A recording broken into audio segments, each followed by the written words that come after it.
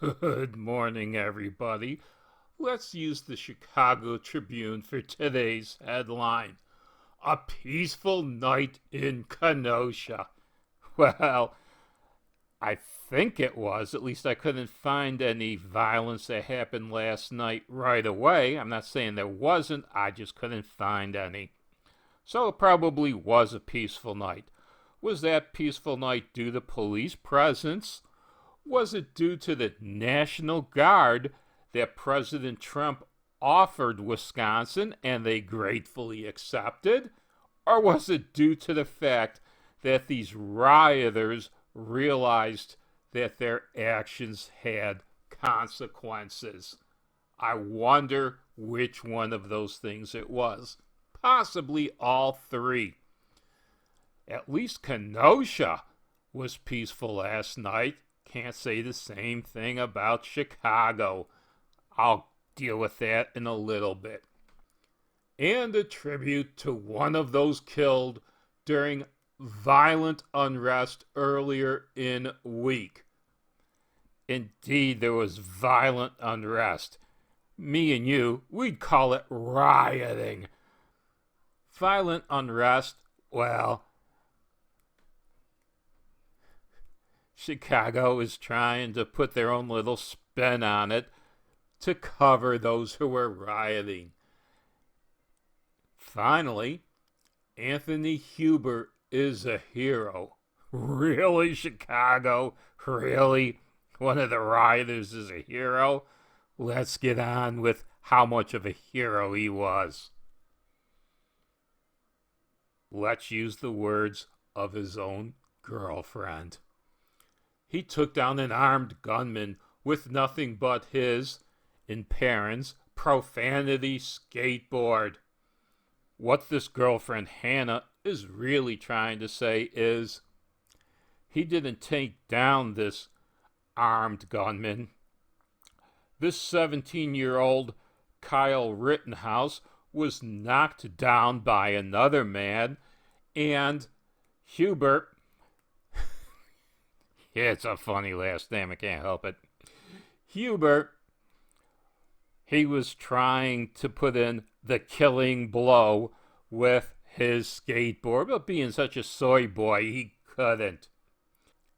And, well, he paid the ultimate price for thinking he was privileged and that there would be no consequences to his actions. He found out differently. Now, this newspaper said that Kenosha was violence free last night.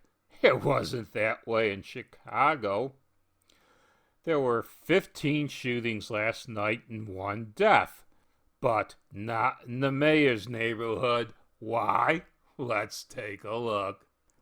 Take a look at that police line protecting the mayor's neighborhood. I count 19 cops standing in that line, making sure that no protesters were going to enter in her neighborhood. And how does she validate the fact that there are so many cops protecting her neighborhood and not other neighborhoods? Let's use her own words. Given the threats that I have personally received, given the threats to my home and my family, I'm going to do everything to make sure that they are protected, the mayor said Thursday. I make no apologies whatsoever for that.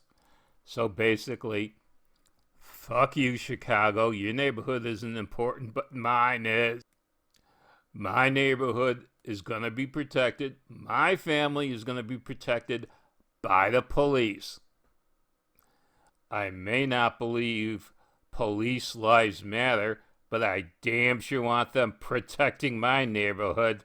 Typical career politician, Lori Lightfoot.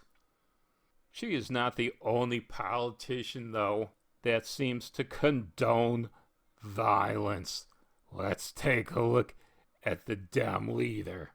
Here's what Sleepy Joe tweeted. This moment demands moral leadership And these players answered by standing up, speaking out, and using their platform for good. Now is not the time for silence.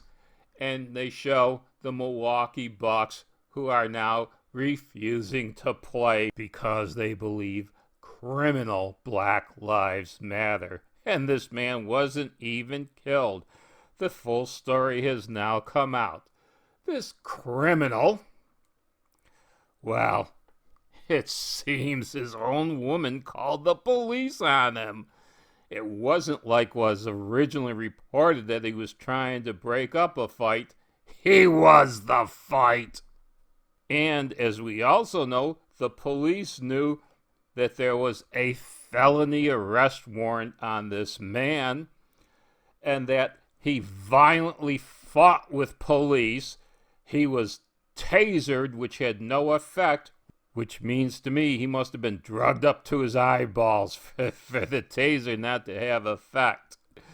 And as he was diving into his car, he was either holding a knife or he was reaching for a knife, which they found in his car on the driver's floor. So this criminal who got shot 7 times and still lived, and I'm shaking my head about this one because, damn, maybe Kyle should be giving the local police shooting lessons. And as for Sleepy Joe, he's clearly coming down on the side of criminals. So, Sleepy Joe, I wonder how that's going to work out for you come November.